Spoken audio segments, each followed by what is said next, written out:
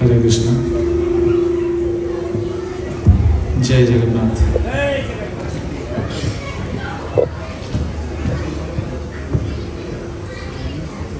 हरे कृष्ण। सभी भक्तों से निवेदन है 2 मिनट भगवान के नाम संकीर्तन करेंगे, बाद में भगवान की कथा चर्चा करेंगे। तो हमारा निवेदन है मेरे पीछे पीछे सभी डिवोटीज, ये छोटा सा भजन है, दोहराइएगा।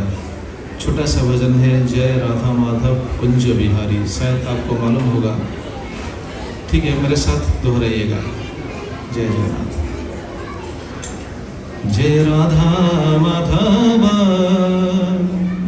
कुंज बिहारी, जय राधा माधव कुंज बिहारी, जय राधा माधव कुंज बिहारी।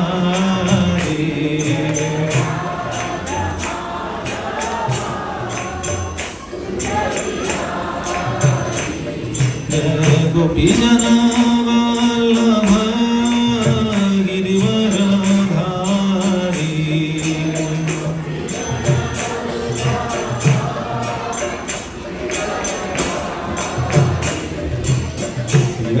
यशोदानंदन ब्रज जनरंजन, यशोदानंदन यशोदानंदन ब्रज जनरंजन, यशोदानंदन यशोदानंदन ब्रज जनरंजन, यशोदानंदन यमुना तीरा वनचारी, यमुना तीरा यमुना तीरा वनचारी, यमुना तीरा जय राधा माधव कुंज बिहारी।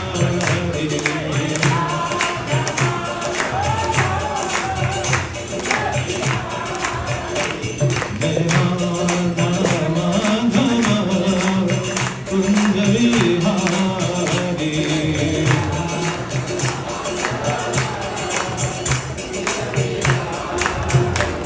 हरे कृष्ण कृष्ण कृष्ण हरे हरे, हरे राम राम राम हरे हरे, हरे कृष्ण हरे। सभी लोग प्रेम से कीर्तन कीजिए।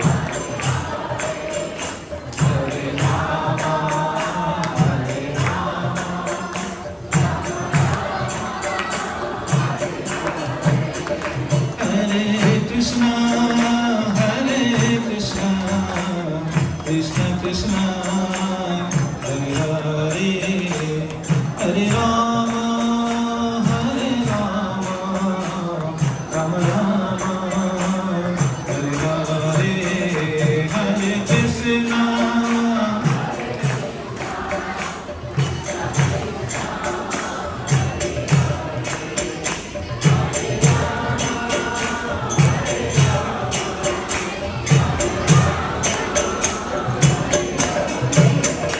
Hare Krishna Hare Krishna Krishna Krishna Hare Hare, Hare Rama Rama Rama Hare Hare, Hare Krishna Hare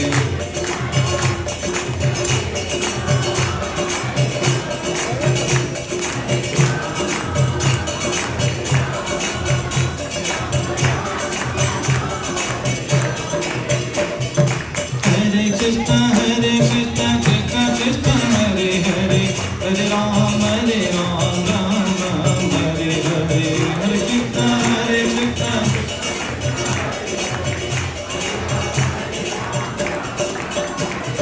Jai Jagannath Jai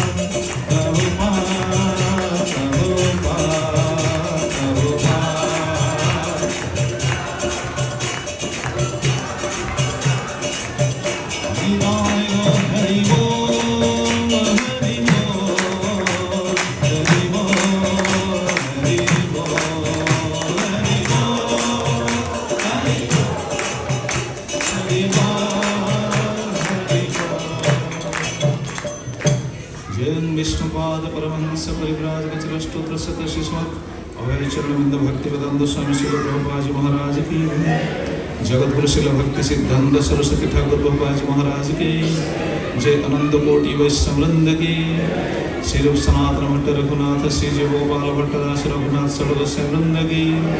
प्रेम से कहो श्री कृष्ण चैतन्य प्रभु नित्यानंद श्री अद्वैत गदाधर शिवासादि श्री गौर भक्त वृंद की। श्री श्री राधा कृष्ण बबो गोपीनाथ राधा कुंड श्याम कुंड गिरिराज गोवर्धन की। द्वादश मनात्मक ब्रजमंडल श्री वृंदावन धाम की। श्री श्री नद्यानवद्वीप धाम की। श्री श्री श्रीक्षेत्र श्री पुरुषोत्तम धाम की। जय गंगा मय जमुना मय की। जय वृंदे देवी तुलसी महारानी की। भुवन मंगलमय हरिनाम संकीर्तन की। संकीर्तन प्रवर्तक शिष्य चैतन्य महाप्रभु की। परम दयाल शिष्य नित्यानंद प्रभु की। प्रभु श्री श्री जगन्नाथ बलदेव सुभद्रा महारानी की। पवित्र रथ यात्रा महामहोत्सव की। अनंत कोटि वैष्णव वृंद की। संवेद सदा भक्त वृंद की। संवेद गौर भक्त वृंद की। निदाय गौर प्रेमानंदे हरि हरि ओम ज्ञानं तिमिरान्धस्य ज्ञानाञ्जनशलाकया चक्षुरुन्मीलितं येन तस्मै श्रीगुरवे नमः। श्रीचैतन्यमनोभीष्टं स्थापितं येन भूतले स्वयं रूपः कदा मह्यं ददाति स्वपदान्तिकम्।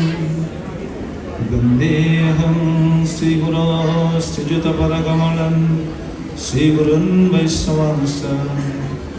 श्रीरूपं सक्रजातं सहगणरघुनाथान्वितं तं सजीवं साद्वैतं सावधूतं परिजनसहितं कृष्णचैतन्यदेवं श्रीराधा कृष्णपादं सहगणा ललिता श्रीविशाखान्वितं च। नमो विष्णुपदाय कृष्णप्रेष्ठाय भूतले श्रीमते भक्तिवेदान्त स्वामिन्निते नामिने। नमस्ते सरस्वती देवे गौरवाणी प्रचारिणे निर्विशेष शून्यवादी पाश्चात्यदेशतारिणे। हे कृष्ण करुणा सिंधो दीनबंधो जगत्पते गोपेश गोपिका कांत राधाकांत नमस्तुते। तप्त कंचन गौरंगी राधे वृंदावनेश्वरी वृषभानुसुते देवी प्रणमामि हरिप्रिये। वंशाकल्पतरुभ्यश्च कृपा सिन्धुभ्यैव च पतितानां पावनेभ्यो वैष्णवेभ्यो नमो नमः। नमो महावदन्याय कृष्णप्रेमप्रदायते कृष्णाय कृष्णचैतन्य नाम्ने गौरत्रिषे नमः। श्रीजगन्नाथ लीलाप्रिये शिरमुकुटरत्नहे दारु ब्रह्मन् घनश्यामा प्रसीद पुरुषोत्तमा। प्रफुल्ल पुण्डरीकाक्षं लग्नद्वैतटाङ्गतं गोपीकोदरमं पाहि नानाभोगपुरन्दर। विजाधर सुधामायेन्द्रद्युम्न प्रसादित सुभद्रा लालनव्यग्र रामानुज नमस्तुते। नीलाचलनिवासाय नित्याय परमात्मने बलभद्र सुभद्राभ्यां जगन्नाथाय ते नमः। जय श्री कृष्ण चैतन्य प्रभु नित्यानंद श्री अद्वैत गदाधर शिवासादि गौरभक्तवृंद। हरे कृष्ण कृष्ण कृष्ण हरे हरे हरे राम राम राम हरे हरे। सभी भक्तों से निवेदन, मेरे साथ हाथ जोड़कर भगवान को स्मरण करते हुए ये मंत्र जरूर दोहराइएगा। ओम नमो भगवते वासुदेवाय।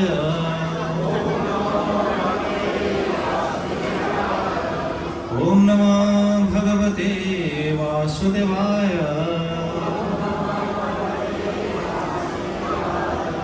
ओम नमो भगवते वासुदेवाय।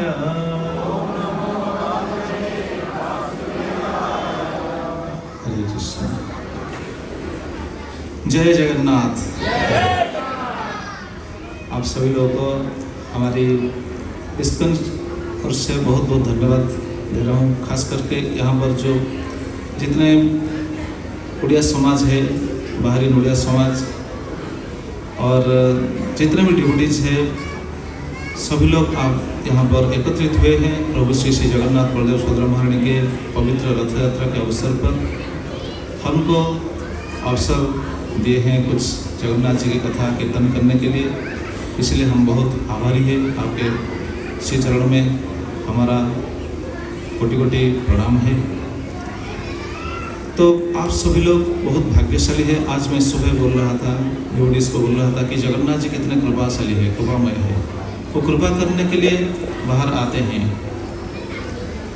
तो जगन्नाथ जी श्री मंदिर से निकले हैं और गुंडीचा मंदिर को जा रहे हैं 9 दिन के लिए।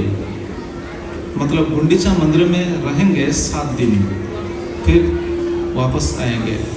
तो इसी को हम रथ यात्रा कहते हैं। लेकिन आज का टॉपिक जो चर्चा होने वाला है, ये चर्चा होने का टॉपिक क्या है मालूम है? चर्चा होने वाला टॉपिक है, हम तो रथ यात्रा मनाते हैं, सारे विश्व में रथ यात्रा मनाते हैं, लेकिन इस रथ यात्रा का और क्या क्या नाम है मालूम है किसको? किसको मालूम है? हाथ उठाइए। रथ यात्रा का क्या क्या नाम है? आज सुबह मैंने बोला था, लेकिन आज सुनेंगे रथ यात्रा का कितना नाम है। हम रथ यात्रा इसलिए कहते हैं क्योंकि जगन्नाथ जी रथ के ऊपर आरूढ़ होकर गमन करते हैं, इसलिए रथ यात्रा कहते हैं। तो ये रथ के ऊपर आरूढ़ होकर यात्रा करना ही भवन को शोभा देता है। अगर हम रथ के ऊपर आरूढ़ होकर अगर हम यात्रा करेंगे तो हमको ये शोभा नहीं देगा। वैसे तो देखा जाता है बहुत सारे लोग वैसे भी अपने अपने शादी के फंक्शन में वो तो रथ के ऊपर भी चलते हैं, लेकिन उनको थोड़ी रथ यात्रा कहते हैं नहीं। ये भवन के लिए ही सही मायने से हमको समझना होगा कि ये भवन के लिए ही प्रयुज्य है। तो ये रथ यात्रा का बहुत सारा नाम है। रथ यात्रा क्यों है? क्योंकि भगवान को रथ के ऊपर बैठाकर भक्त लोग खींचते हुए अपनी जन्मभूमि पर लेते हैं। जगन्नाथ के जन्मभूमि कहाँ पर है? किसी को पता है जगन्नाथ जी कहाँ पर जन्म हुए थे? कोई बता पाएगा? हाँ जी, पुरी में। अच्छा, गुंडीचा मंदिर में। हाँ, ये ठीक है। तो जगन्नाथ जी गुंडीचा मंदिर में प्रकट हुए थे। तो इसलिए जगन्नाथ जी को हम बोलते हैं कि वो अपने जन्म स्थान पर जाते हैं। तो आज हम सुनेंगे कि जगन्नाथ जी जो रथ यात्रा पर चलते हैं कितना नाम है, रथ यात्रा का कितना नाम है। वैसे मैं पहले भी बता देना चाहता हूँ कि मेरा हिंदी इतना अच्छा नहीं है, बस बोल देता हूँ।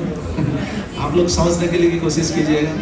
अगर उड़िया में बोलना होता तो बहुत फ्रिक्वेंटली हम बोल पाएंगे, लेकिन हिंदी में थोड़ा दिक्कत हो रहा है। ठीक है, फिर भी जगन्नाथ की कृपा से चलाएंगे गाड़ी।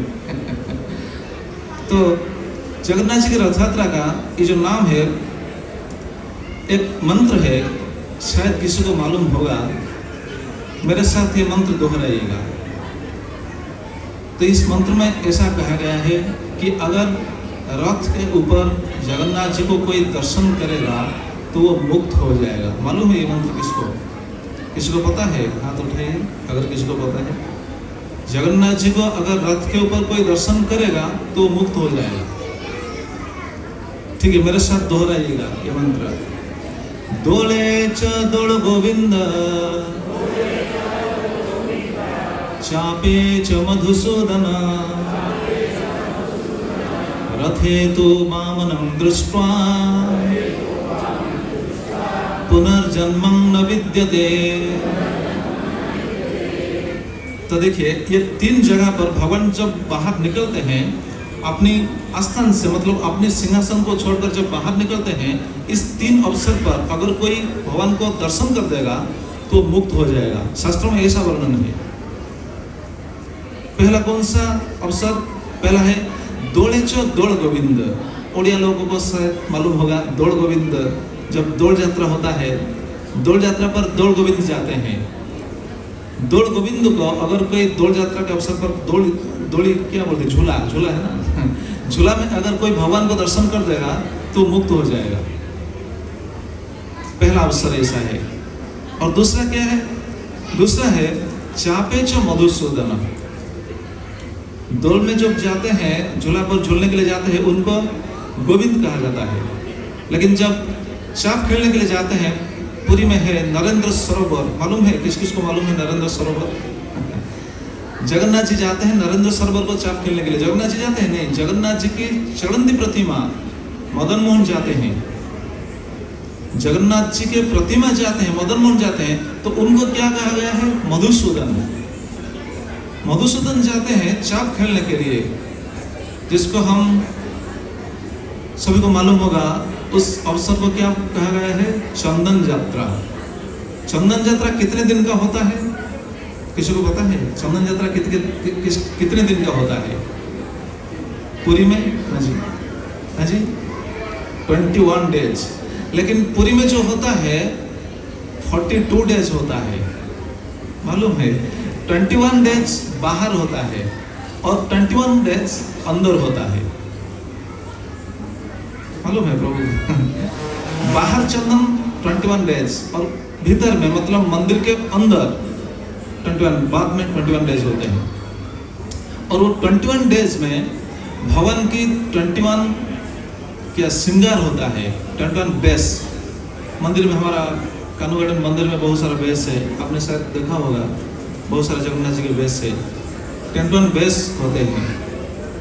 तो जब चाप खेलने के लिए जाते हैं, उस समय अगर कोई भगवान को दर्शन करेगा, मधुसूदन को दर्शन करेगा तो वो मुक्त हो जाएगा, ऐसा शास्त्रों में वर्णन है। और तीसरा फेस्टिवल क्या है? तीसरा फेस्टिवल है रथ यात्रा। रथ यात्रा के यहाँ पर जब भगवान बाहर निकलते हैं, जगन्नाथ बलदेव सुभद्रा महारानी को जब रथ में अगर कोई दर्शन कर देगा तो वो मुक्त हो जाएगा। तो जरा सोचिए, आप सभी लोग दर्शन किए हैं, मुक्त होंगे या फिर बंधन में रहेंगे? मुक्त हो जाएंगे। कौन कौन मुक्त होने वाला है? हाथ उठाइए। ठीक है, हम सभी मुक्त हो जाएंगे, लेकिन दर्शन अच्छी तरह से करना चाहिए, भाव से करना चाहिए, क्योंकि भगवान, अच्छा ये सोचने वाली बात है और ये चर्चा करने वाली बात है कि हम जगन्नाथ जी को तो रथ के ऊपर देखते हैं ना, दर्शन करते हैं, किनको? जगन्नाथ जी को दर्शन करते हैं। लेकिन श्लोक में क्या कहा गया है? रथे तो वामनम दृष्ट्वा। रथ के ऊपर वामन को जब कोई देखता है तो रथ के ऊपर वामन है क्या? वो तो जगन्नाथ जी है। लेकिन श्लोक में क्या कहा गया? रथे तो वामनम दृष्ट्वा पुनर्जन्मं न विद्यते। इसका मतलब क्या है, ये हमको जानना चाहिए। रथे तो वामन दृष्ट्वा, वामन अवतार, भगवान एक अवतार लिए थे, वामन अवतार, बटू वामन। वामन हिंदी में वामन ही बोलते हैं शायद। बटू वामन छोटा सा लड़का बनकर भगवान आए थे। किसके पास आए थे? बड़ी महाराज के पास आए थे। बड़ी महाराज के पास आए थे और बड़ी महाराज के पास आकर क्या किए हैं? बड़ी महाराज को छलना करके उनका सब कुछ ले लिए। कैसे छलना किए? बताए कि मुझे 3 पग भूमि चाहिए। बड़ी महाराज ने उनको बोला, अरे तुम तो छोटा सा लड़का हो, 3 पग भूमि लेकर क्या करोगे? अगर चाहिए तो ज्यादा कुछ ले लो ना। मेरे द्वार पर जो भी आता है वो इतना कुछ लेकर जाता है कि दूसरे किसी द्वार पर जाना जरूरत नहीं पड़ता है। तो अगर मेरे पास आए हो तो ज्यादा ले लो। लेकिन भगवान उनको छल दिया, उनको चीटिंग किया, इंग्लिश में बोलते हैं ना, चीटिंग किया। चीटिंग करके बोला, नहीं नहीं नहीं, मुझे 3 पग ही भूमि चाहिए। और 3 पग भूमि लेने के बहाना करके वो सब कुछ ले लिए। सब कुछ ले लिए नहीं, बड़ी महाराज को अपना कर लिए, बड़ी महाराज को अपना लिए। तो वो तो बड़ी महाराज के समय भगवान जब वामन देव के रूप में आए थे वो तो लीला हुआ था, लेकिन जगन्नाथ जी तो रथ के ऊपर है ना। जगन्नाथ जी को क्यों वामन कहा गया है? किसी को मालूम है? प्रभु जी मालूम है किसी को? जगन्नाथ जी को क्यों वामन कहा गया है? वो तो रथ के ऊपर बहुत बड़ा बड़ा आँख है, विशाल शरीरधारी है, दारू ब्रह्म है। दारू ब्रह्म के बारे में तो हम सुनेंगे, ये तो 7 दिन चर्चा होगा, बहुत सारा टॉपिक्स हम सुनेंगे। जगन्नाथ जी के बारे में बहुत आपको जानकारी मिल जाएगा इस चर्चा के माध्यम से। तो हम सब उड़ीसावासी है, जितने भी उड़िया लोग हैं उड़ीसावासी, हम सबको मालूम होना चाहिए। अगर हमको पता होगा तो हम दूसरे भक्त को बताएंगे कि हमारा जगन्नाथ कैसा महान है। कैसे महान है ये जगन्नाथ है, ये उड़ीसा नाथ नहीं है, ये पुरी नाथ नहीं है, उड़ीसा नाथ नहीं, ये भारत नाथ नहीं है। ये कौन सा नाथ है? जगन्नाथ, जगतनाथ, मतलब पूरी जगत का वह नाथ। जगन्नाथ शब्द बहुत शास्त्रों में बताया गया है। अगर हम गिनती करेंगे तो बहुत सारा आपको जानकारी मिल जाएगा। तो जगन्नाथ को हम देखते हैं, लेकिन शास्त्र में कहा गया है कि अगर रथ में वामनम दृष्टवा, रथ में वामन देखेंगे, वामन भगवान को देखेंगे, तो क्यों कहा गया है? तो भगवान जब जगन्नाथ के रूप में, जगन्नाथ तो आए हैं रथ के ऊपर, लेकिन वामन जैसे वो भी हम सभी को, मतलब सभी डिवोटीज को मांगते हैं। जैसे वामन जाकर बलि महाराज को मांग लिया ना, मुझे दे दो 3 पग भूमि दे दो। इसी तरह जगन्नाथ जी आकर खुद मांग रहे हैं, मुझे दो। किसी को पता है क्या मांगते हैं? क्या मांगते हैं जगन्नाथ जी? आए हैं तो बाहर, शिव मंदिर को, रत्न सिंहासन को छोड़कर तो बाहर आए हैं, लेकिन मांगते हैं, सभी डिवोटीज को मांगते हैं, सभी लोग को मांगते हैं कि मुझे दो। अगर हम देंगे तो जगन्नाथ जी हमको अपना लेंगे। देखिए जगन्नाथ जी का हाथ दूसरे ठाकुर जी का हाथ और जगन्नाथ जी का हाथ में बहुत फर्क है। कृष्ण का हाथ कैसा है? ऐसा है। कृष्ण का हाथ ऐसा है ना। राम जी का हाथ कैसा है? राम जी का हाथ कैसा है मालूम है? वो तो बाण पकड़े हुए हैं, धनुष बाण पकड़े हुए हैं। अच्छा जगन्नाथ जी का हाथ कैसा है? वो बता रहे हैं। जगन्नाथ जी का हाथ कैसा है? जगन्नाथ जी बुलाते हैं, भक्त लोग को बुलाते हैं, आओ आओ मेरे पास आओ, मेरे पास आओ। देखिए जगन्नाथ जी हाथ बिल्कुल पसार कर बुलाते हैं, आओ आओ मेरे पास आओ, मुझको अर्पण करो, सब कुछ मुझको अर्पण करो। लेकिन जगन्नाथ जी मांगते हैं क्या? मांगते हैं कि मुझे भक्ति दो, मुझे अपना मन दो, मुझे स्नेह दो, मुझे प्रेम करो। ये जगन्नाथ जी बोलते हैं। तो हम सबको ये मांगने के लिए भगवान आए हैं बाहर कि मुझे दो, अगर मुझे तुम दोगे तो मैं तुमको अपना लूंगा। तो अगर हम भगवान को कुछ देंगे तो भगवान भी रेसिप्रोकेट करेंगे ना, भगवान भी कुछ देंगे ना। तो क्या देंगे भगवान? भगवान हमको अपना लेंगे, इस जगत से मुक्त कर देंगे। इसलिए कहा गया है जगन्नाथ जी जब रथ के ऊपर आते हैं वो भिखारी जैसे आते हैं। भिखारी मतलब वो तो भिखारी नहीं हो सकते हैं, लेकिन भिखारी जैसे आते हैं हमको मांगने के लिए कि हमको दो, मुझे दो, मुझे दो, प्रेम दो, भक्ति दो, मैं तुमको मुक्त कर दूंगा। लेकिन जगन्नाथ जी क्या मांगते हैं? भाव मांगते हैं। जैसे कहा गया है भाव खाहु में, भाव ही बस सार है, और भाव से मुझको भजे तो भाव से बेड़ा पार है। भाव का भूखा हूं मैं। जगन्नाथ जी को हम क्या खिलाएंगे? वो कितना खाते हैं मालूम है? जगन्नाथ जी कितना खाते हैं किसी को पता है? सुनेंगे, आज तो नहीं सुनेंगे, बाद में सुनेंगे। जगन्नाथ जी कितने बार खाते हैं? जगन्नाथ जी का बस इतना समझ लीजिए, जगन्नाथ जी का हाथ कभी भी सूखा नहीं होता है, सब हर समय गीला ही रहता है। मतलब खाना हाथ धोना, खाना हाथ धोना, ये सब चलता है सारा दिन। जगन्नाथ जी खाते हैं, लेकिन क्या कहते हैं ना, भाव का भूखा हूं मैं भाव का भूखा हूं, और भाव ही बस सार है। अगर हम कोई जगन्नाथ जी को कुछ देना चाहेंगे तो वो लेंगे या नहीं? तो लेंगे। फिर वो बताते हैं भाव से मुझको कुछ भी दे दो, वो भी मुझे स्वीकार है। भाव से मुझको कुछ भी दे दो, वो भी मुझे स्वीकार है। अगर कोई हम भगवान को देंगे, भाव में देना चाहिए। भाव में अगर हम कुछ देंगे तो वो उनको स्वीकार हो जाता है, वो स्वीकार कर लेते हैं। जैसे वो कहाँ बताए हैं, भगवत गीता में बताए हैं। आपने शायद भगवत गीता का एक श्लोक आप सभी को मालूम होगा, पत्रं पुष्पं फलं तोयं यो में भक्त्या प्रयच्छति। भगवान पत्र पुष्प फल तोय, तोय मतलब जल, ये वस्तु नहीं मांग रहे हैं। मतलब भगवान का कहना का तात्पर्य यही है, निम्न से निम्न वस्तु भी मुझे स्वीकार है, लेकिन भाव से देना चाहिए। जो मैं भक्त्या प्रयच्छति, जो मुझे भक्ति में देता है, मैं उनके भक्ति को स्वीकार करता हूँ। तो वो भक्ति को स्वीकार करने के लिए अभी रथ के ऊपर आरूढ़ होकर बाहर आए हैं। तो भाव का भूखा हूँ मैं, भाव ही बस सार है। भाव से मुझको कुछ भी दे दो, वो भी मुझे स्वीकार है। और भाव से मुझको भजे तो भाव से ही बेड़ा पार है। और कोई भाव से भगवान को भजे, भगवान का भजन करता है, तो भाव से ही उनका बेड़ा पार हो जाता है। मतलब हम जो श्लोक के बारे में जो चर्चा कर रहे हैं, रथे तो वामनं दृष्ट्वा पुनर्जन्मं न विद्यते।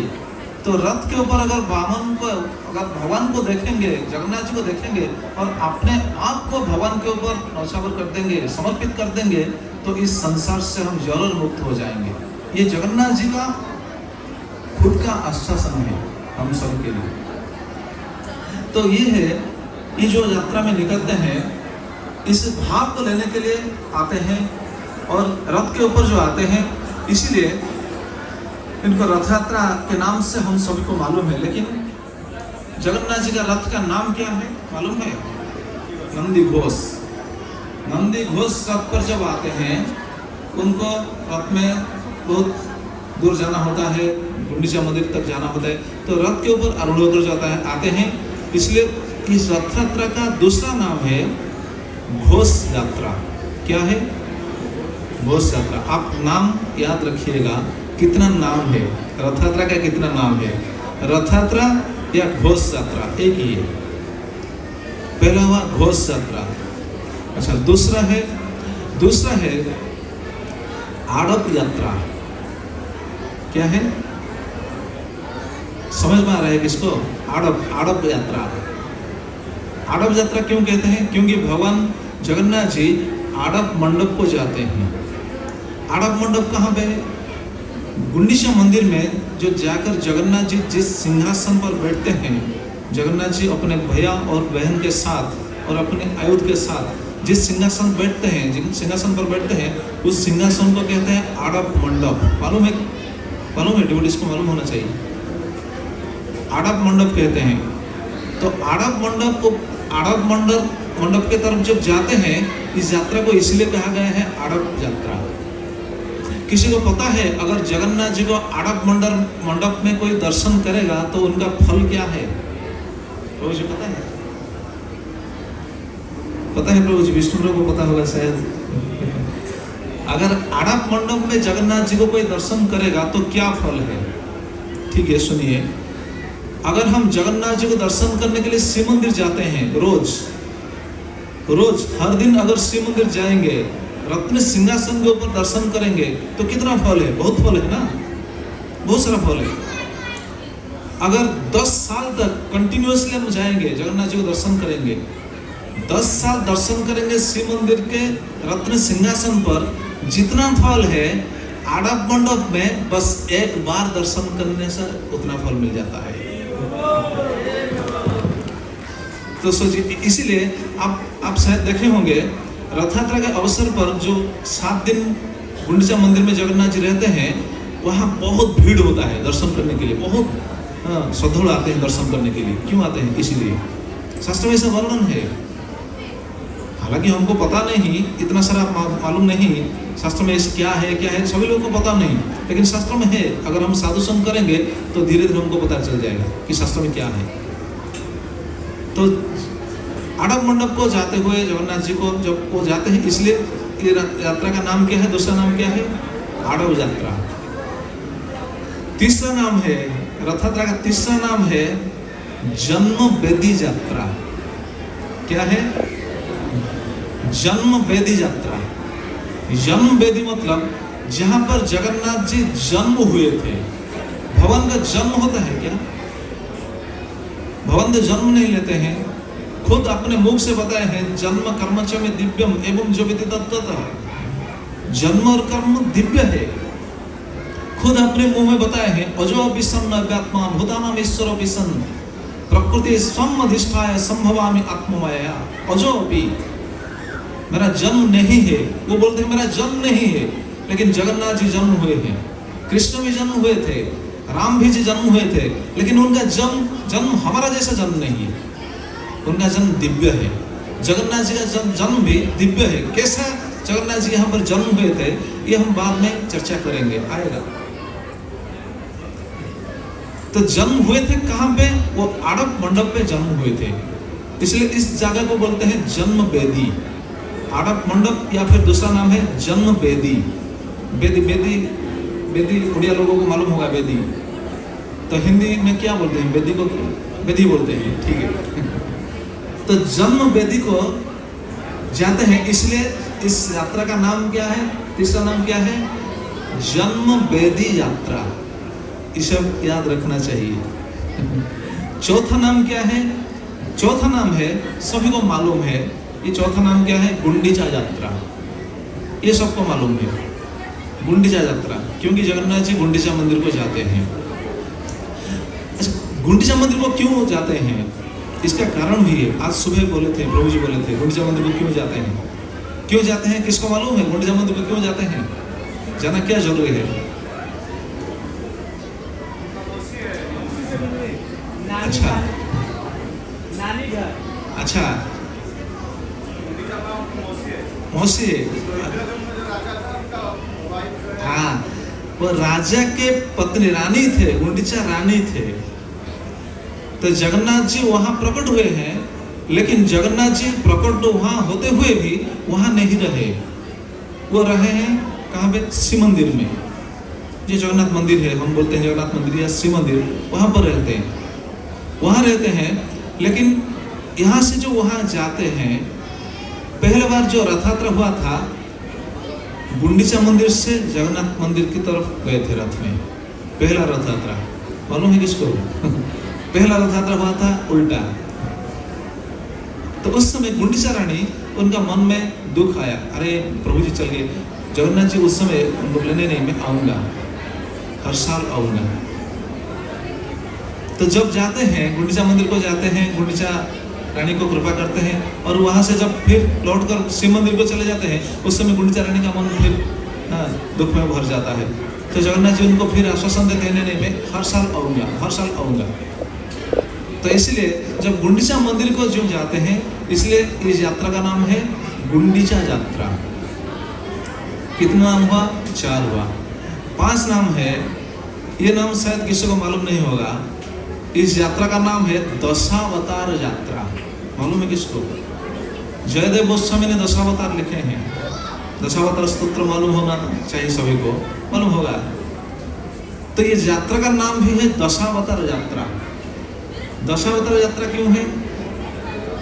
क्योंकि जब गुंडीचा में, हाँ वो हाथ उठाया था मालूम है? नहीं दशावतार यात्रा इसीलिए कहा गया है, भगवान जब गुंडीचा मंदिर में रहते हैं, उस समय ये जो 9 दिन तक रहते हैं, उस 9 दिन में जगन्नाथ जी का दशावतार वेश में उनको श्रृंगार किया जाता है। आजकल क्या होता है पता नहीं, लेकिन वो विधि था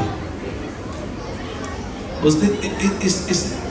इस जो इंटरवल क्या बोलते हैं, जो समय है, जो 7 दिन और 9 दिन का जो समय है, इस समय में जगन्नाथ जी को 10 अवतार के रूप में श्रृंगार किया जाता है।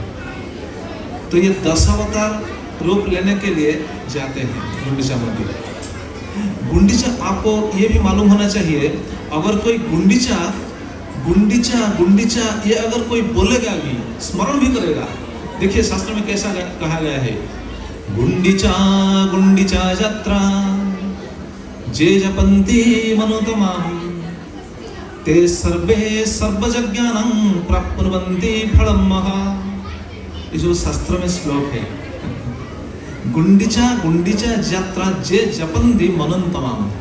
अगर कोई गुंडीचा यात्रा, ये तो हम दशावतार यात्रा सुनते हैं, पहले जो गुंडीचा यात्रा सुने हैं, गुंडीचा यात्रा अगर कोई जप करेगा, अगर कोई मनुष्य अपने जीवा में गुंडीचा यात्रा ऐसे अगर रट लेगा तो क्या होगा, क्या फल है, इसे श्लोक से हमको पता चलता है। ते सर्वे सर्वयज्ञानं प्राप्नुवन्ति फलं महा। हम यज्ञ नहीं कर पाएंगे, लेकिन जितना भी यज्ञ है सभी यज्ञों का फल अगर कोई गुंडीचा यात्रा ऐसा अगर कोई रटता है, स्मरण करता है, याद करता है, ध्यान करता है, तो सभी यज्ञों का फल उनको मिल जाता है। जरा सोचिए भगवान का महिमा कैसा है। और भगवान के जितने भी अवतार है, सभी अवतार से जगन्नाथ जी का अवतार अति उत्तम है। कैसा उत्तम है, इससे पता चल जाएगा। तो ये दशावतार यात्रा, और ये कितने गए, पांच यात्रा गए, और 2 यात्रा है, और 2 नाम है। 6th नेम है, ये जो यात्रा में जगन्नाथ जी निकलते हैं, इस यात्रा का 6वां नाम है नवदिनात्मक यात्रा। समझ में आया? नवदिनात्मक यात्रा उड़िया भक्तों को समझ में आया शायद। नवदिनात्मक क्यों नवदिनात्मक? जो 9 दिन के लिए जब बाहर निकलते हैं, मंदिर से बाहर निकलते हैं 9 दिन के लिए, 9 दिन के बाद फिर वापस आ जाएंगे, इसलिए 9 दिन के लिए ये यात्रा करते हैं, इसलिए इसका नाम है नवदिनात्मक यात्रा। रथ यात्रा का ये 6ठा नाम है नवदिनात्मक यात्रा। इसका दूसरा भी महिमा है। जैसे हम पढ़ाई करते हैं 1 2 3 4 5 6 7 8 9, सबसे बड़ा अंक क्या है? सबसे बड़ा अंक क्या है? 9 है। 9 सबसे बड़ा अंक है ना, उसके बाद तो 0 है। 0 मिलकर 1 और 0 मिलकर 10 होता है, लेकिन 9 तो सबसे बड़ा अंक है ना। तो इस ये क्या पता चलता है, ये 9 है पूर्ण संख्या। देखिए जगन्नाथ जी का महिमा कैसा है, आपको ये पहले शायद पता हुआ या नहीं मुझे मालूम नहीं, लेकिन सुनने से पता चल जाएगा जगन्नाथ जी का महिमा कैसा है। 9 है सबसे पूर्ण संख्या। तो ये 9 जैसे पूर्ण है, भगवान भी पूर्ण है। भगवान पूर्ण है। शास्त्र में ऐसा कहा गया है, ओम पूर्णमदः पूर्णमिदं पूर्णात् पूर्णम् उदच्यते पूर्णस्य पूर्णमादाय पूर्णमेवावशिष्यते। भगवान पूर्ण है। उनसे पूर्ण वस्तु अगर निकल आएगा वो फिर भी पूर्ण नहीं रहेंगे। संसार का सभी वस्तु अगर उनके साथ मिल जाएगा तो भी वो पूर्ण नहीं होंगे। पूर्ण सभी समय वो पूर्ण है। तो 9 जैसे पूर्ण संख्या है, जगन्नाथ जी वो ऐसे पूर्ण है। और जगन्नाथ जी जिसको चाहेंगे उसको भी पूर्ण कर देंगे। वो पूर्ण करने के लिए बाहर आते हैं। कौन कौन पूर्ण होना चाहता है? और कोई पूर्ण नहीं होना चाहते हैं? हम पूर्ण हो जाएंगे। पूर्ण मतलब क्या है? पूर्ण मतलब क्या है? देखिए जगन्नाथ, हालांकि ऐसा तो देखा जाता है जगन्नाथ जी का हाथ नहीं है, पैर नहीं है। पैर कोई देखा है क्या? कृष्ण का पैर तो सब देखे हैं, राम जी का पैर तो सबको दर्शन हुआ होगा, लेकिन जगन्नाथ जी का पैर कहाँ है? पैर कोई देखा है जगन्नाथ जी का? हाथ, पूरा हाथ कोई देखा है? नहीं। फिर भी वो पूर्ण है। जैसे प्रभु जी डिक्लेयर कर रहे थे जगन्नाथ जी का कान नहीं है फिर भी वो सुनते हैं। अगर हमारा कान नहीं होगा हम सुन पाएंगे? सुन नहीं पाएंगे, लेकिन जगन्नाथ जी सुनते हैं। क्यों? क्योंकि वो पूर्ण है। पूर्ण है। तो जगन्नाथ जी सभी तरफ से पूर्ण है, और जो कोई व्यक्ति उनके शरण में आ जाएगा उनको भी वो पूर्ण कर देंगे। भगवान की भक्ति का ये महिमा है। अगर कोई भगवान के साथ मिल जाएगा, अपने आप को भगवान के साथ मिलाएगा और क्या बोलते हैं शरणगत हो जाएगा, तो भगवान उनको पूर्ण कर देंगे। भागवतम में बहुत सारा श्लोक है। भगवान अगर किसी को कृपा करेंगे, कैसे पूर्ण करेंगे, ये सोचने वाली बात है, सुनने वाली बात है। देखिए क्या बताया गया है भागवतम में। सर्गापवर्गयो पुंसं रसायं भुवि संपदं सर्वर्थम अभिसिद्धानं मूलम तच्चरणार्चनम। उनके चरण के अर्चन से सब कुछ मिल जाता है।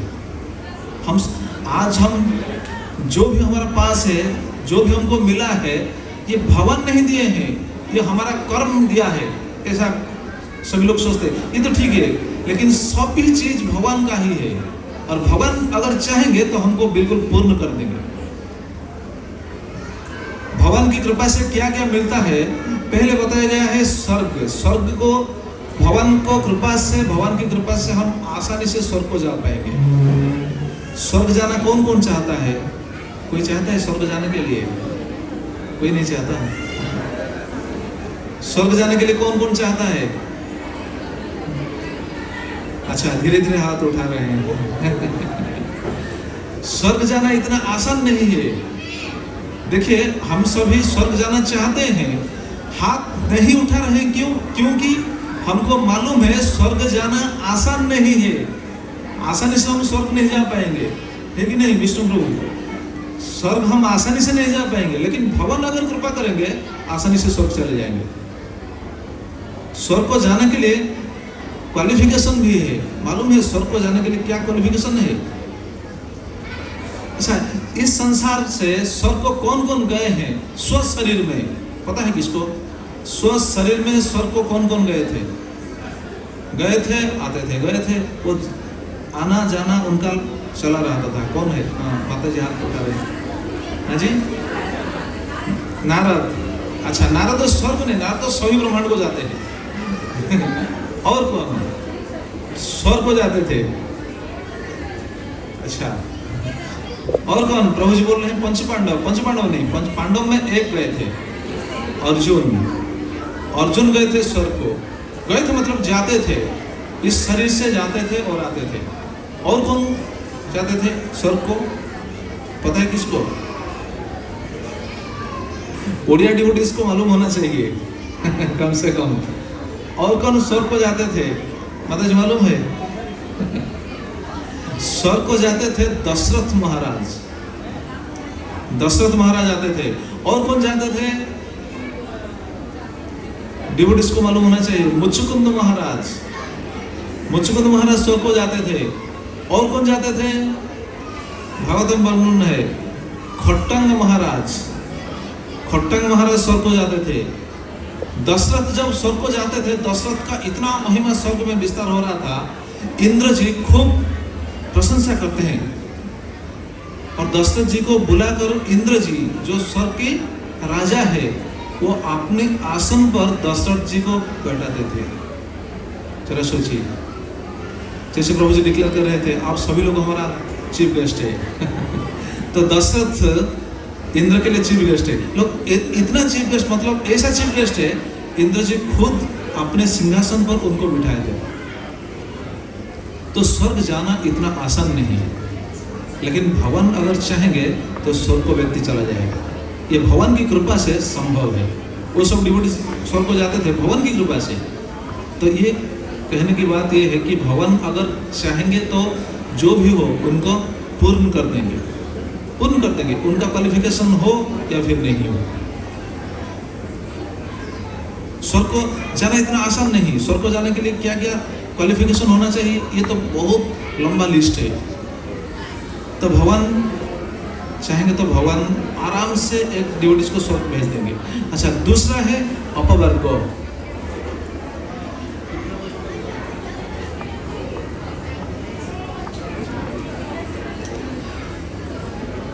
दूसरा है अपवर्ग।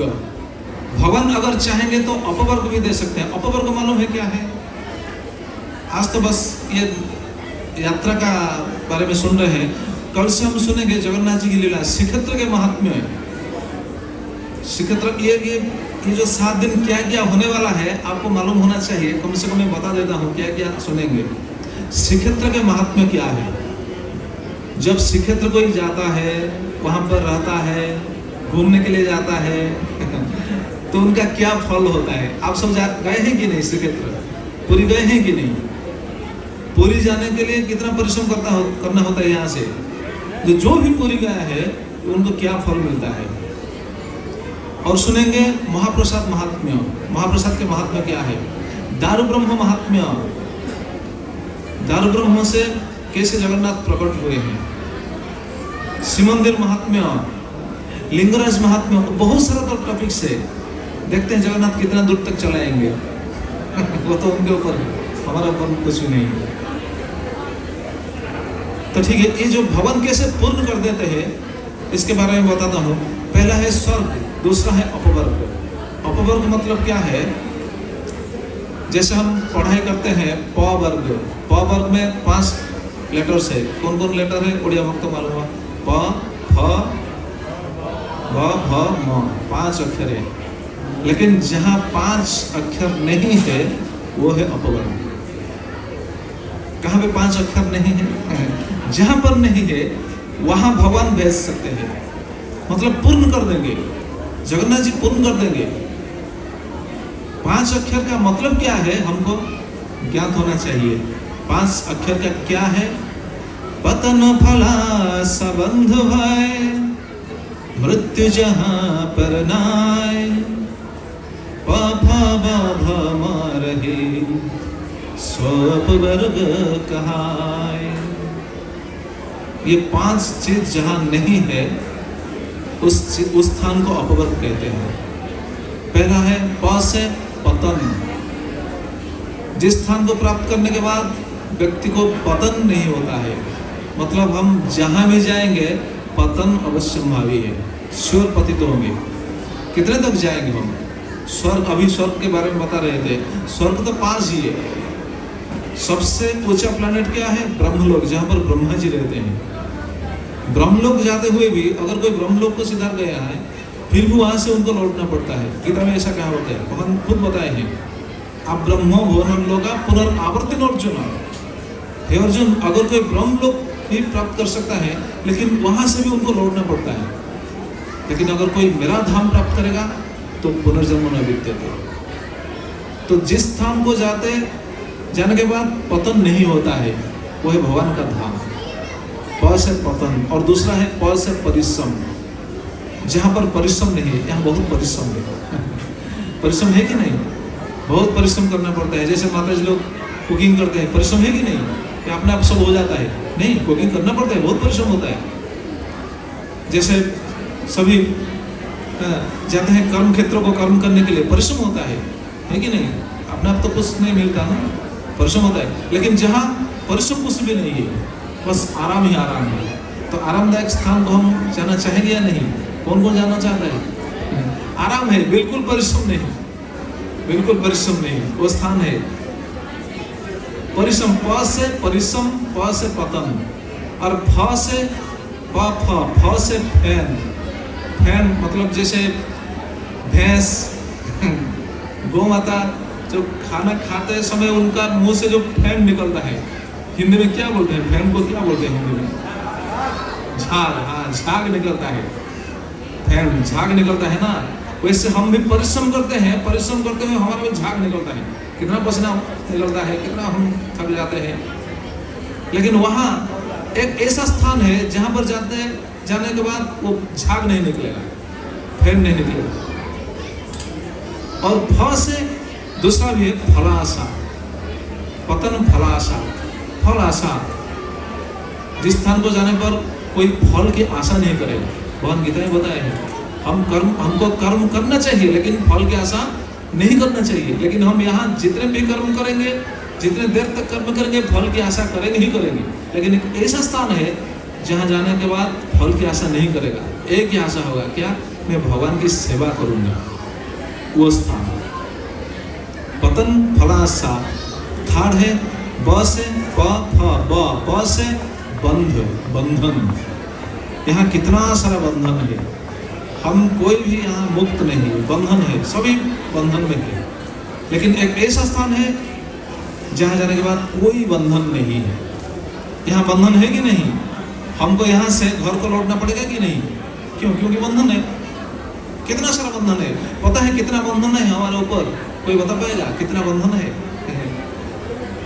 कितना बंधन है, लेकिन देखने के लिए कुछ भी बंधन नहीं है, हम तो मुक्त है। नहीं, बहुत सारा बंधन है। पता है कितना बंधन है? मैंने शास्त्रों में काउंट किया है। शास्त्रों में से पता चलता है हमको कितना बंधन से हमको गिरा हुआ है। कितना बंधन है? 29। कितना? 29 बंधन है, लेकिन देखने के लिए तो कुछ ही नहीं है। नहीं, 29 बंधन में हम जकड़े हुए हैं, बंधे हुए हैं। तो जरा सोचिए, अगर किसी को बांध कर हम रख देंगे उनका हाल क्या होगा। और 29 रोप से हमको बांधा गया है, बांध दिया गया है, हाथ पैर सब कुछ बांधा हुआ है। तो बंधन से मुक्त हो पाएंगे भगवान की कृपा से, नहीं तो नहीं। तो एक ऐसा स्थान है जहां जाने के बाद वो कोई भी बंधन नहीं है। प फ ब से बंधन और ब से व्यर्थ। और चौथा है भ से क्या है? भय। यहाँ पर भय है, सभी को भय लगता है, लेकिन एक ऐसा स्थान है जहाँ जाने के बाद कोई भय नहीं है। यहाँ भय है कि नहीं? हम जा रहे हैं, कोई लुटेरा आकर अगर हमारा चैन खींच लेगा तो भय है हमारा, लेकिन वहाँ कोई भय नहीं। जो जगन्नाथ जी के शरण में आ जाएगा उनका कोई भय नहीं, उनको कोई भय नहीं। कथा तो बहुत सारा है, टाइम तो हो गया है क्योंकि कल्चरल प्रोग्राम होने वाला है, लेकिन एक बात बताएंगे फिर कथा को विश्राम देंगे। अगर आपकी अनुमति हो तो जगन्नाथ जी को शरण को अगर कोई चला जाता है तो कैसे उनका भय दूर हो जाता है, सुनना चाहेंगे? एक लीला सुनना चाहेंगे? सुनिए। आपने जगन्नाथ मंदिर कौन कौन गए हैं? हाथ उठाइए। पूरी जगन्नाथ मंदिर कौन कौन गए हैं? अच्छा, जगन्नाथ मंदिर में एक जगह पर एक चीज है, जिस चीज को मैं बताऊंगा, कौन कौन देखे हैं वो हाथ उठाइएगा। मंदिर में, मंदिर के पीछे पश्चिम द्वार, और पश्चिम द्वार के जाने के बाद दाहिने तरफ से है, राइट साइड जाने के बाद आप देखेंगे क्या है? नीलाद्रि विहार म्यूजियम। नीलाद्रि विहार म्यूजियम कितने गए हैं? नीलाद्रि विहार म्यूजियम गए हैं। अच्छा, म्यूजियम में एक चीज है, वो चीज को कौन कौन देखे हैं सोच लिए। मैं बताऊंगा एक लीला। एक जहाज, शिप जहाज बोलते हैं ना हिंदी में, शिप, वाटर में, पानी में जो चलता है शिप, वो शिप आ रहा था पांडिचेरी से, सॉरी फ्रांस से आ रहा था, फ्रांस से आ रहा था, पांडिचेरी जाने वाला था। शिप में बहुत सारा चीज था। पांडिचेरी में एक चर्च कंस्ट्रक्ट हो रहा था। चर्च जो क्रिश्चियन लोगों का, जो क्या चर्च ही बोलते हैं उनको, तो चर्च के लिए जितना भी चीज है वहां से आ रहा था। कहां से? फ्रांस से। तो शिप का जो क्या बोलते हैं, कैप्टन बोलते हैं, शिप का कैप्टन, वह कैप्टन कौन थे? अल्बर्ट बिट्टो। क्या नाम है? अल्बर्ट बिट्टो। वो भी क्रिश्चियन लोग हैं। तो जब शिप आ रहा था, जल पथ पर शिप आ रहा था, आराम से आ रहा था, सभी लोग आराम से शिप के अंदर फुर्ती से सब घूम रहे थे, मौज मजलिस कर रहे थे। लेकिन एक ऐसा घड़ी आ गया जिस समय डिक्लेयर हो गया कि ये जहाज डूबने वाला है। पानी में अगर जहाज डूबेगा तो बचेगा कौन? कौन बचेगा? गाड़ी अगर एक्सीडेंट होने वाला है, ब्रेक फेल हो गया तो कम से कम गाड़ी से हम कूद जाएंगे। एरोप्लेन अगर एक्सीडेंट होने वाला है तो क्या करेंगे? कुछ भी नहीं। जहाज पानी में अगर डूबने वाला है तो क्या करेंगे? कूद जाएंगे। कहाँ पर कूदेंगे? तो मरेंगे ही मरेंगे। तो सभी मतलब जहाज के भीतर पूरा तो वातावरण छा गया कि जहाज डूबने वाला है। क्यों डूबने वाला था?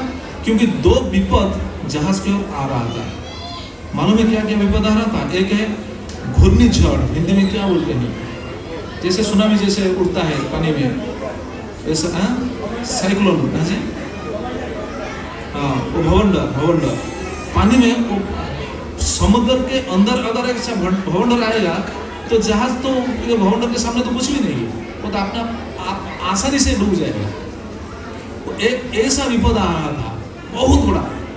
और दूसरा विपद आ रहा था एक तिमिंगल मछली। तिमिंगल मछली मालूम है? समंदर में सबसे बड़ा मछली को बोलते हैं तिमी। लेकिन तिमी को भी जो निगल जाता है उनको कहा जाता है तिमिंगल। तिमिंगल के नाम भागवतम में भी है। तो दूसरी ओर से तिमिंगल मछली आ रहा था। तिमिंगल मछली कितना बड़ा, जरा सोचिए, जो तिमी मछली को भी आराम से निगल जाता है। अगर तिमिंगल मछली अपने पूंछ को अगर थोड़ा सा हिला देगा तो जहाज अपने आप डूब जाएगा। वो भी आ रहा है दूसरी ओर से। तो जरा सोचिए, दो विपद जहाज की ओर आ रहा है, तो जहाज डूबेगा या फिर क्रॉस करके जाएगा। इसलिए जहाज के अंदर ये बात फैल गई कि अभी जहाज डूबने वाला है। जो बचना चाहता है वो अपने अपनी कोशिश कीजिएगा। तो क्या करेंगे, कोई कुछ नहीं कर पाएगा। तो सभी लोग इधर उधर सब दौड़ते हैं, सभी लोग भयभीत होकर इधर उधर से दौड़ रहे हैं। लेकिन एक जगह पर एक व्यक्ति आराम से बैठकर, कुछ नहीं, आराम से बैठकर कुछ चिंतन कर रहा है, कुछ नाम ले रहा है, कुछ जप कर रहा है। तो अल्बर्ट बीटो जब देखे हैं, उनको देखकर वो हैरान हो गए। मालूम है वो व्यक्ति कौन था? वो व्यक्ति था, पुरी के पास एक पिपीली, पिपीली नाम है ना, मालूम है ना? पिपीली क्यों प्रसिद्ध है? चांदवा के लिए प्रसिद्ध है। पिपीली बहुत अच्छा काम होता है। तो वो व्यक्ति था पिपीली का। उनका नाम था, नाम को याद रखना चाहिए, उनका नाम था कुलशेखर सौदागर। क्या है? कुलशेखर सौदागर। वो व्यक्ति उस जहाज में बैठा था, लेकिन वो आराम से बैठकर कुछ याद कर रहा था, कुछ गुनगुना रहा था, अपने आप मुख से कुछ नाम ले रहा था। जब अल्बर्ट बीटो देखे उनको, देखकर वो हैरान हो गए। अरे ये तो बिल्कुल भयभीत नहीं है। उनसे पूछा, अरे भाई तुमको मालूम है अभी क्या होने वाला है? वो बोला, हाँ मुझे मालूम है। क्या मालूम है? ना जहाज अभी डूबने वाला है। अरे जहाज अभी डूबने वाला है और तुम आराम से बैठे हो, प्रसन्नचित्त होकर बैठे हो। प्रसन्नचित्त पड़े हैं यहाँ। तो प्रसन्नचित्त होकर तुम बैठे हो, ऐसे कैसा है? तो वो व्यक्ति एक बात बोला जो हम सभी ओडिया डिवोटीज को पता होगा, जहाँ को रखिवे अनंत ओडिया। तो वो व्यक्ति ये बात बोला, अरे भगवान जिसको रक्षा करेंगे उनका कौन कोई बिगाड़ पाएगा? कोई भी कुछ नहीं बिगाड़ पाएगा। और भगवान अगर कोई व्यक्ति को मारेंगे तो उनको कोई भी रक्षा कर नहीं पाएगा। तो वो व्यक्ति, उनको कुछ समझ में नहीं आया। अल्बर्ट बीटो, वो तो क्रिश्चियन लोग था ना, उनको कोई समझ में नहीं आया। उन्होंने बोला, अच्छा तुम क्या बोल रहे हो?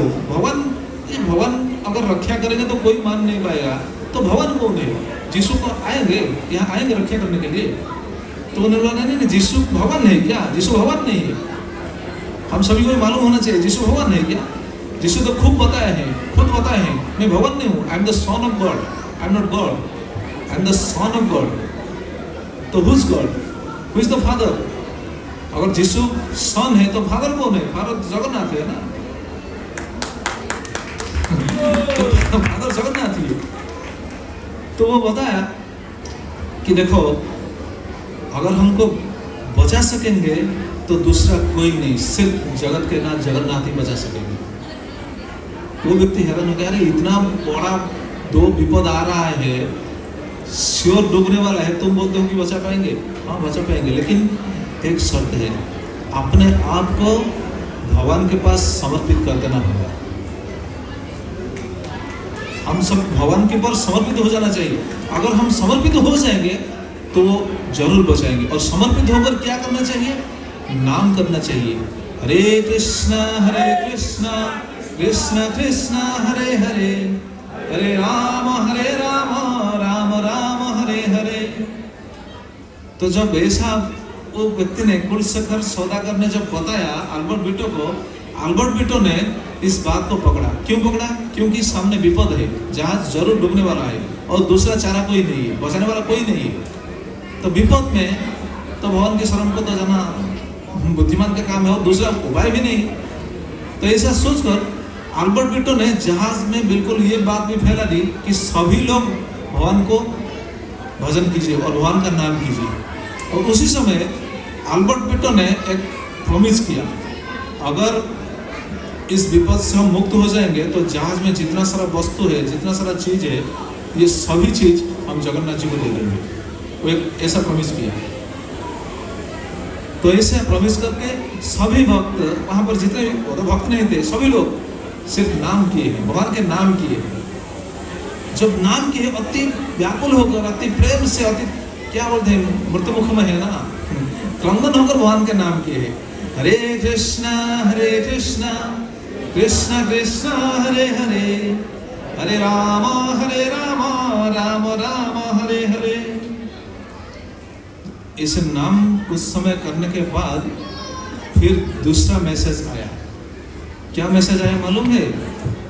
समंदर के अंदर बहुत बड़ा एक विस्फोट जैसा साउंड हुआ, जैसे बम फूटने वाले साउंड होता है ना, बम फूटने के बाद जिसका साउंड होता है, एक बहुत बड़ा विस्फोट हुआ। और वो विस्फोट से क्या हुआ, वो जो आ रहा था भवंडर जो आ रहा था ना, वो बिल्कुल शांत हो गया था। और जो तिमिंगल मछली जो आ रहा था वो अपना रास्ता बदल कर दूसरी तरफ जा रहा था। और समंदर बिल्कुल शांत है, बिल्कुल शांत। उसी समय अल्बर्ट बिटो ने खुद वहां पर रो लिए। देखिए वो कौन था? क्रिश्चियन लोग था, लेकिन वहाँ वो बिल्कुल फूट फूट को रोने लगे। हो गया, बर्तन खत्म हो जाएगा, बस 2 मिनट। तो फूट फूट को रोने लगे। और उसी समय वो जहाज कहाँ पर था? बंगोपसागर में, जस्ट पुरी से कुछ दूर, क्योंकि वो तो जाने वाला था कहाँ? पांडिचेरी जाने वाला था, तो पुरी पास आसपास ही था। उसी समय उन्होंने बोला नहीं, ये जहाज अब यही रुक जाएगा, यही रुकेगा। और जितना सारा चीज था जहाज में, जितना सारा चीज था, वो सब क्या क्या मालूम है? सब चीज जगन्नाथ जी को दे दी। जितना सारा चीज था सभी चीज जगन्नाथ जी को दे दी। तो आज भी ये स्मारकी है। पता है कौन सा स्मारकी है? इस लीला का स्मारकी क्या है मालूम है? विष्णु मालूम है? किसी को पता है? बताइए कोई, किसी को पता है? ठीक है, पता नहीं, अगर दूसरे बार जब जाएंगे पूरी देखेंगे वो स्मारकी है।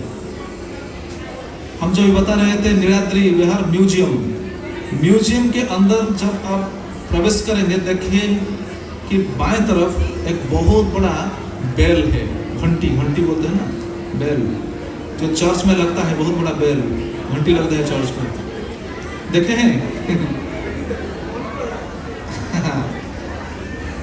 वो बेल है, बाएं तरफ है, नीचे बहुत बड़ा। आप एक मतलब 15-20 या 50 लोग भी उठा नहीं पाएंगे, इतना वजन है। और उस बेल के ऊपर फ्रांस लैंग्वेज में कुछ लिखा हुआ है, हमको पता नहीं चलेगा क्या लिखा हुआ है। तो आज भी मतलब देखिए, जगन्नाथ जी अगर चाहेंगे तो सभी डिवोटीज को अभय दे देंगे। लेकिन कौन कौन अभय पाना चाहते हैं? जो उनके पास समर्पित हो जाएंगे, उनके ऊपर समर्पित हो जाएंगे, उनको भगवान अभय देंगे। जो समर्पित नहीं होंगे उनको अभय नहीं देंगे। जो समर्पित हो जाएंगे उनको भगवान पूर्ण कर देंगे।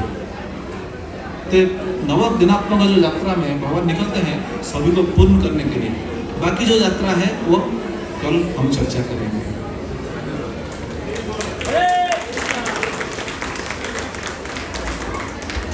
तो बहुत बहुत धन्यवाद सभी डिवोटीज को। मेरा हिंदी इतना अच्छा नहीं है, लेकिन बस सलाह देते हैं, ठीक है। बहुत बहुत धन्यवाद। अभी कल्चरल प्रोग्राम क्या होने वाला है, प्रभु जी आपको इसके बारे में बताएंगे।